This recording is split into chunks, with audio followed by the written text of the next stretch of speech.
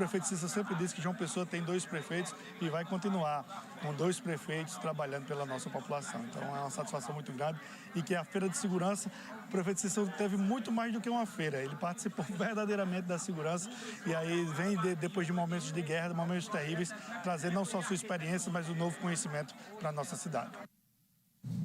Inclusive, o prefeito Cícero Lucena está em deslocamento para o estado da Paraíba, pois essa missão lá em Israel. Daqui a pouco eu recebo o professor Emilson Garcia, que já está aqui conosco, vai falar sobre este assunto para a gente compreender.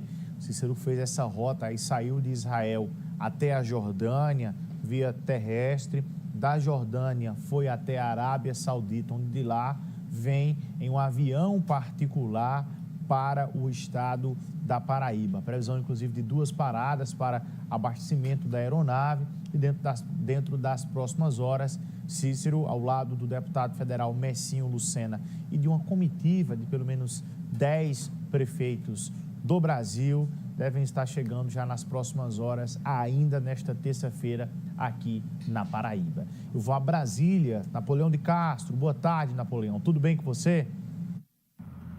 Grande abraço, Bruno. Muito boa tarde. Cumprimentar a você, ao nosso telespectador, os companheiros em estúdio e todos aqueles que acompanham nesse momento o Rede Verdade nesta terça-feira.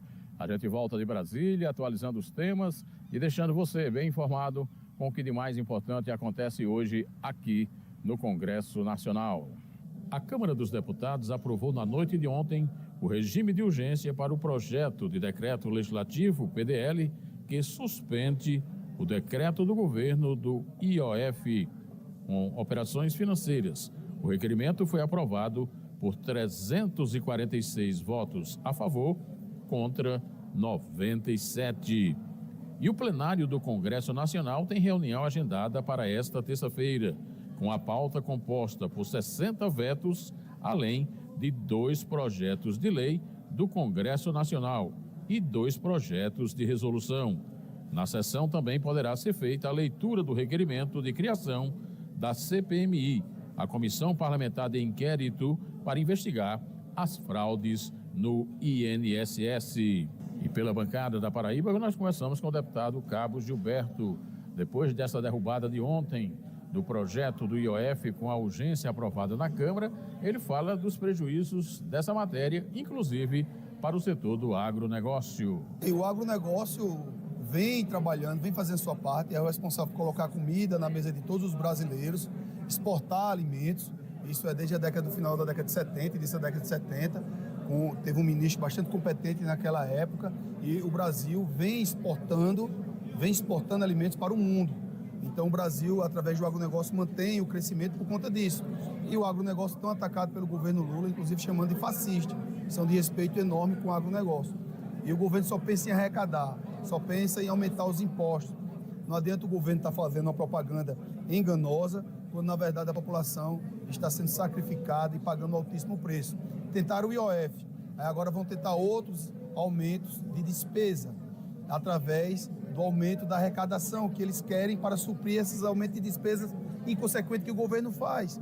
Não precisa você ser expert na parte econômica para ver que o Brasil está totalmente no caminho errado, gastando muito, uma máquina pesadíssima do governo federal, e ele não pensa em cortar despesas, só pensa em aumentar impostos. As informações de Brasília, exclusivo para o Rede Verdade, da TV Arapuã, Napoleão de Castro. Obrigado, Napoleão de Castro. Eu falava agora há pouco sobre a gente ter acompanhado esse conflito que acontece entre Israel e Irã. E a gente, inclusive, tem acompanhado com um pouco mais de atenção em razão de envolver diretamente a cidade de João Pessoa com a presença do prefeito Cícero Lucena por lá. Mas para compreender, estava por lá e agora já em retorno à Paraíba. Para compreender um pouco mais sobre essa história, quem está comigo é o especialista em geopolítica, professor Emilson Garcia. Professor, muito boa tarde, seja bem-vindo ao nosso programa. Tudo bem contigo? Tudo bem, Bruno. Boa tarde, toda a audiência qualificada do Sistema Arapuã de Comunicação. Professor, para a gente compreender o que é que está acontecendo, que o mundo inteiro tem acompanhado essa escalada de conflitos lá no Oriente Médio entre Israel e Irã. Israel começando ali a fazer um movimento de ataque logo em seguida o Irã revidou e está nessa... Queria que o senhor contextualizasse um pouco o início de tudo isso. Muito bem. Voltemos à década de 70. Israel e Irã chegaram a ter parcerias amistosas, harmônicas durante muito tempo. Inclusive, o Irã foi o segundo país a reconhecer Israel naquele período. Com a Revolução Iraniana, que depois o Shah Pahlavi e instalou uma república teocrática, começou-se as animosidades, muito porque grande parte desse agrupamento que chegava ao poder no Irã considerava, à época Israel já era grande parceiro dos Estados Unidos, como uma espécie de grande Satã, na linguagem utilizada. E nos últimos anos a gente tem percebido essa espiral de violência que passam muitas vezes não por um conflito direto. É importante ressaltar que o Irã ele apoia vários grupos armados na região, como os Hezbollah no Líbano, os Houthis no Iêmen, milícias também armadas no Iraque, no Afeganistão, e era parceiro do Estado da Síria. Então, por uma parte, você tem Israel, que acusa o Irã de não estar atendendo aos mecanismos de controle na produção de urânio, que pode gerar uma bomba atômica. Não obstante, Israel ele tem ogivas nucleares e não faz parte do Tratado de Energia Nuclear. E, além disso, acentuou-se nos últimos anos esse conflito em Gaza e com o extermínio do Hezbollah no Líbano, que fez com que essa animosidade se aflorasse até aqui. Sobre essa questão de que a gente fala muito que é um conflito que tem questões religiosas por trás, para a gente compreender até onde a interferência religiosa ela faz com que esses conflitos armados no Oriente Médio eles aconteçam. É importante destacar que no Irã nós temos um país de maioria islâmica do ramo xiita. No ramo islâmico, geralmente, nós temos dois ramos principais, né? Xiita e sunita, sendo sunita o principal deles. Além disso, o Irã veio do Império Persa, então não tem uma matriz, um tronco árabe, como a maioria dos seus países vizinhos, né?